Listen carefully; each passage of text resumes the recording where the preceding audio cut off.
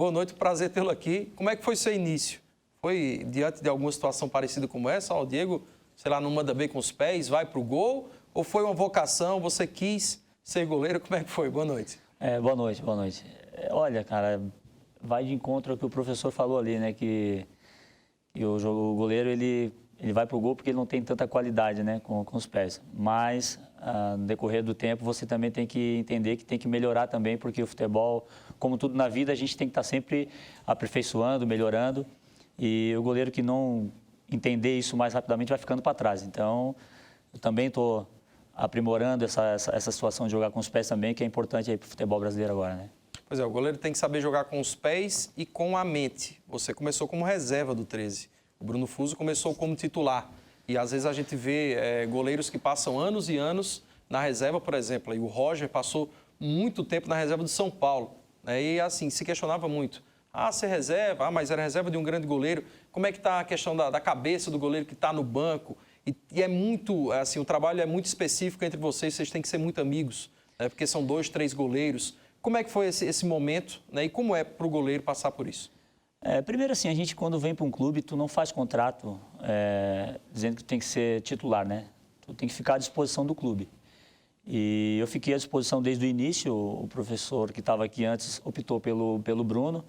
A gente tem uma amizade boa, entendeu? Até porque não somos inimigos, somos apenas colegas de profissão que defende muito bem. E ele teve a oportunidade dele, com a chegada do Celso, ele optou por me colocar. Mas segue o meu trabalho, o meu relacionamento com o Bruno, até mesmo com o Matheus, que também é outro goleiro que a gente tem lá junto com o preparador de goleiro Jobson. A gente se dá muito bem, acho que há um respeito, eu respeitava ele quando ele jogava, né? Torcia muito por ele, até porque quando não tem como tu ficar no banco torcendo para que o cara vá mal, porque ao momento que tu entra, vai acontecer alguma coisa errada contigo. E o objetivo é um só, né? Se ele perder, eu vou perder também. E eu que não estou jogando, vou perder muito mais. Então, eu torci muito para ele, agora, da mesma forma, ele está torcendo por mim, a gente se dá muito bem, nós três, junto com o nosso treinador de goleiro, Jobson, está tudo tranquilo, graças a Deus a gente está fazendo um bom trabalho, ele fez um grande trabalho também, tanto que a gente sofreu só 8 gols na competição, né? É muito pouco, e agora eu estou dando essa continuidade aí no trabalho e estamos, como o nosso relacionamento é muito bom, graças a Deus é muito bom. Inclusive, o 13 não leva gols há 5 jogos, se eu não me engano, né? São 5 jogos sem tomar gol. É um sistema defensivo que fica claro que é sólido. O desafio tem sido, até pela mudança de peças que a gente tem visto, mais do meio para frente. E agora nas semifinais, como o 13 entra sem a vantagem do empate, né, que primeiro e segundo lugares terão, Botafogo e Campinense, vai ter que ousar um pouco mais. A ousadia para você começa já da saída de bola, que às vezes vai passar muito pelos seus pés? Pode ser. A gente toma muito pouco gol, né? E se você for ver também, a gente não está fazendo muitos gols, porque a nossa defesa começa no ataque. Se você for ver o que marca ali os nossos atacantes, Sim. Os meias, volante, marca muito, chega ali mascado na defesa ali, né? E a gente tem uma defesa boa com o Fernando, o Ítalo, o Ferreira, agora com o Kaique, o Robson, o Dedé e o Patrick, grandes 3 volantes que marcam demais. E todo clube marca muito. Então, a gente acaba não fazendo muitos gols, mas também não toma. Então, não é mérito só meu, não é mérito... É mérito de toda a equipe que marca desde lá da frente, entendeu? Então, graças a Deus, a gente tem esse setor forte e também está fazendo os gols. Tanto que a gente está em terceiro colocado, porque a gente fez gols também, né? E quando o ataque ajuda na marcação e não faz, a gente, graças a Deus, tem o Ferreira, que ajudou dessa vez, agora fez os 2 gols. E assim vem acontecendo. E agora, nessa semifinal, lógico, a gente vai entrar como a gente precisa de uma vitória, pelo menos, para passar para a final, né? Então, a gente vai ter que usar um pouco mais, ou as oportunidades que a gente tiver, não precisa nem usar muito, a gente seguir jogando como a gente está jogando, a gente é um time que cria muitas oportunidades, né? A gente cria muito, e essas criações daqui um pouco, ela vai entrar uma bola ou outra na semifinal, e a gente seguindo ali sem tomar gol, ou dificultando o máximo para que isso aconteça, a gente vai conseguir a nossa classificação para a final também. Ou seja, tem que aproveitar melhor, então, quando aparecerem as oportunidades, que têm sido muitas mesmo.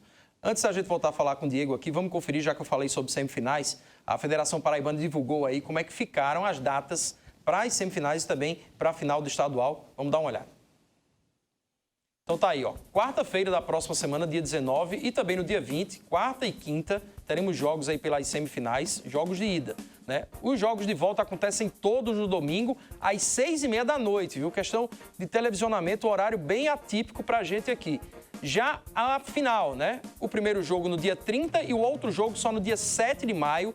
e todos os 2 jogos às 6h30, ou seja, repito, um horário que a gente não está muito acostumado não, viu? E essa questão do televisionamento acaba regendo aí algumas modificações, se é que não vai acontecer outras em relação aí a direito de imagem, alguns clubes que não têm concordado tanto com esse tipo de situação.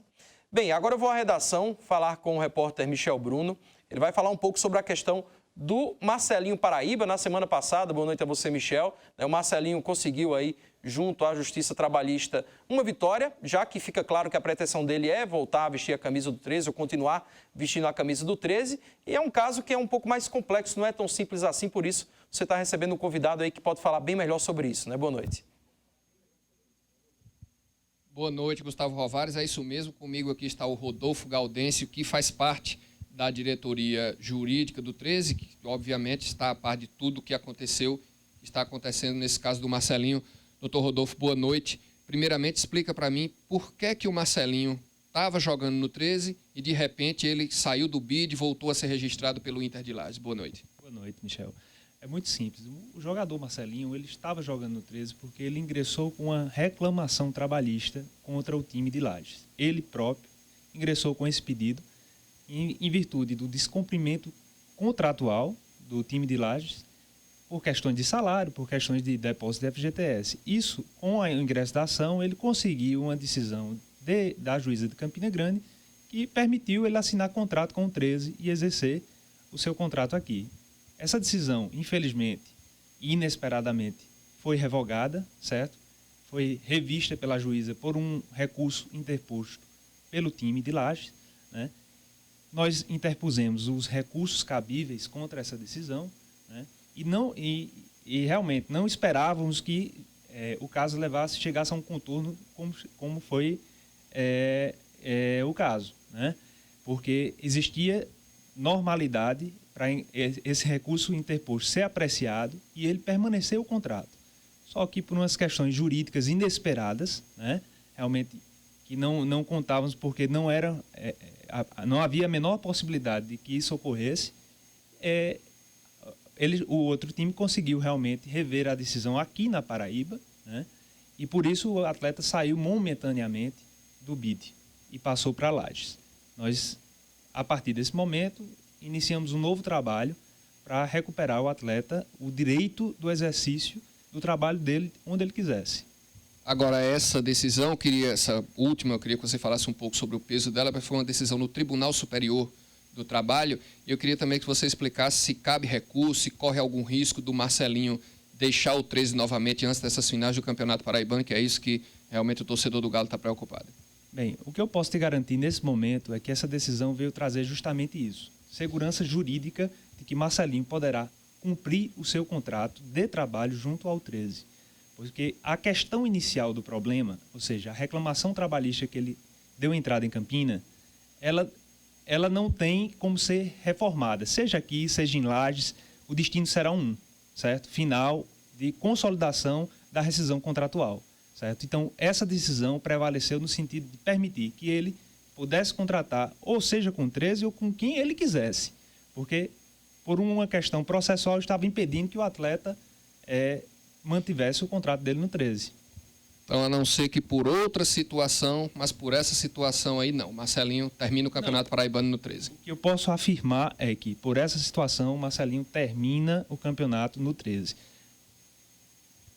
Então é isso aí, Rovares. As explicações foram dadas, o torcedor do Galo da Borborema aí fica um pouco mais tranquilo, pelo menos em relação à permanência do Marcelinho no clube, e é o que a gente disse, a não ser que haja uma outra situação, que ele receba uma proposta muito maior aí de um outro clube, mas em relação a essa questão jurídica envolvendo 13, o atleta e o Inter de Lages, Marcelinho fica no Galo da Borborema. Tá ok, obrigado aí pelas informações, Michel, também o Rodolfo Gaudêncio, que representou o Marcelinho na causa, né?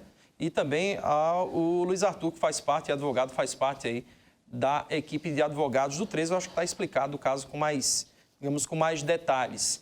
E aí fica a mercê do Celso, lógico, né, Diego? Saber agora o que fazer com tantos jogadores. Se em alguns momentos até faltava uma peça ou outra para aquela posição, aquela que, por exemplo, o Kaique chegou, né, com características diferentes do Santos, né?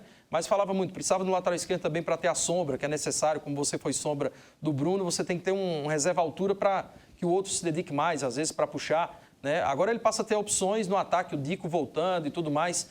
Lógico que não cabe a você, mas esse jogo do Botafogo agora cria muitas expectativas em relação à classificação que o 13 vai ter ao final dessa fase e que já prospecta, lógico, quem vai pegar na próxima.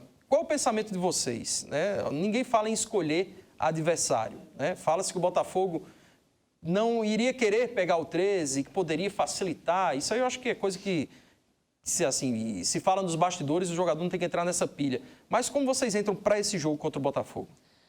Bom, primeiro, como tu falou, né, a questão do Marcelinho que vai estar à disposição.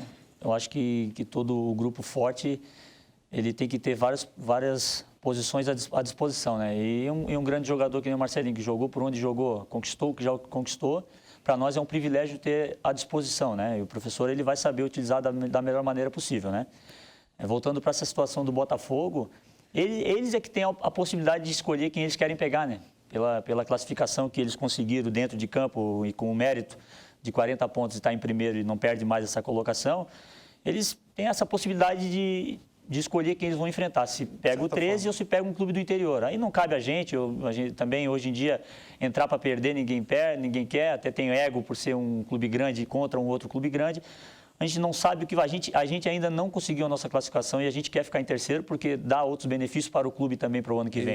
É isso que eu ia falar. A questão da Série D, que o 13 tem que pontuar, independente. Lógico, que joga para chegar à final e para ser campeão. Um time grande. Sim, mas caso fique pelo caminho, a pontuação, e a gente vai falar sobre isso no próximo bloco, pode ser importante para o futuro do clube já no próximo ano. E a gente pensa assim, né? Quando a gente vem para um clube, a gente tenta conseguir tudo que tem de melhor para o clube, né? Primeiro, o clube não tinha calendário para o ano que vem, a gente está tentando colocar ele nesses calendários, possivelmente também indo para uma final entre a Copa do Brasil, Copa do Nordeste, que tudo isso também ajuda o clube a se reestruturar novamente. Com certeza. E agora, é como eu falei, né? A gente vai precisando buscar mais pontos para melhorar a nossa classificação ou garantir de vez a terceira colocação. Né? Respeitando o Botafogo, porque merece todo o respeito por ser um grande clube, mas também tem aí o Alto Sport brigando, tem o próprio Atlético Cajazeira brigando, Serrano, né? O Serrano brigando. Então, o próprio Botafogo que vai escolher o que eles vão querer fazer, né? Então, cabe nós ir para lá com respeito e buscar a nossa vitória, que é o que a gente sempre faz quando vai fora de casa, né? Pois é, e eu espero que a gente já teve alguns problemas aí de arbitragem, em outras situações que o futebol paraibano vem absorvendo, infelizmente, e produzindo através, principalmente da federação, né, que a gente tem uma última rodada digna, ilesa, né, transparente, para que não manchemos o nosso campeonato com algumas situações que venham a trazer realmente uma má imagem ao Campeonato Paraibano, que tem seus problemas, mas tem seu potencial, que são bem maiores nossos potenciais. Eu acho que você que primeira vez está jogando aqui tem sentido isso no dia a dia, a torcida, né, os clássicos. Isso mostra a grandeza de um futebol. E a Paraíba tem tudo isso. Então, o que precisa é evolução, né, por parte da federação, dirigentes, né, e grandes profissionais, né, pessoas que às vezes abrem mão de estar em outros mercados, até de mais visualização, de mais visibilidade, dizendo, e vem para cá por um compromisso, por uma causa, né? E isso fica claro no discurso dos jogadores também. Falar sobre arbitragem, a gente até fica um pouco ruim, mas por tudo que aconteceu com a gente, é inevitável não falar, né? A gente poderia ter uma classificação, já está numa situação melhor até de classificação, se não tivesse sido tão prejudicado por alguns erros de arbitragem, né? A gente não diz nem de má fé, mas daqui a pouco, porque infelizmente erraram feio contra nós, né? Eu acho aqui no Clássico, no jogo contra o Alto Sport, contra o Internacional, entendeu? Contra o Serrano agora também. Mas faz parte. Eu acho que pelo menos a gente teria uns 5 pontos a mais aí, né? Nós estaríamos com 31 pontos, brigando daqui a pouco até por uma segunda colocação, que nos daríamos uma vantagem de jogar por 2 resultados iguais. Infelizmente, por esses erros, a gente está ainda brigando por uma terceira colocação. Mas faz parte, tomara que agora, daqui para frente, não aconteça mais isso, nem a favor a nós e também nem contra. Que seja imparcial, que vença o melhor, né? Eu acho que tem que ser assim o futebol. Tá ok. Diego, obrigado aqui pela participação, né? Já que a gente sabe que às vezes esse horário é aquele horário que o pessoal está saindo do treino, é a correria para vir participar aqui do programa, a família também, às vezes deixa a família em casa, mas quando não dá, traz junto, né? Cara, que assim, a gente que vem de longe, né, cara, a gente traz a família junto para estar perto da gente, só eles sabem, né, o que a gente passa, quando está feliz, quando ganha o jogo, eles vê a nossa felicidade, mas também quando a gente perde ou fica triste ou está brabo, eles que sofrem, né? Então, eu agradeço muito a minha família por estar me acompanhando sempre, agradeço a Deus porque a gente ter conseguido essa classificação, mas também e queremos mais, um pouco mais. Agradeço todo o nosso elenco, né, cara? Rapaziada, gente boa, a gente se dá muito bem, é um grupo alegre. O pessoal que vai fazer a cobertura dos treinos vê que tem uma alegria muito grande no nosso grupo, toda a comissão técnica, os jogadores, direção, tá todo mundo de parabéns aí do 13. A gente ainda vai buscar algo mais na competição, se Deus quiser. Já agradecendo a Deus por tudo que Ele vem fazendo pra gente, vem nos proporcionando e vai nos proporcionar muito mais. Tá ok, Diego. Obrigado aqui pela participação, sempre agradecendo aí a assessoria dos clubes, né? No caso, a assessoria do 13, por facilitar aqui que a gente batesse um papo com o goleiro Diego do 13, tá certo?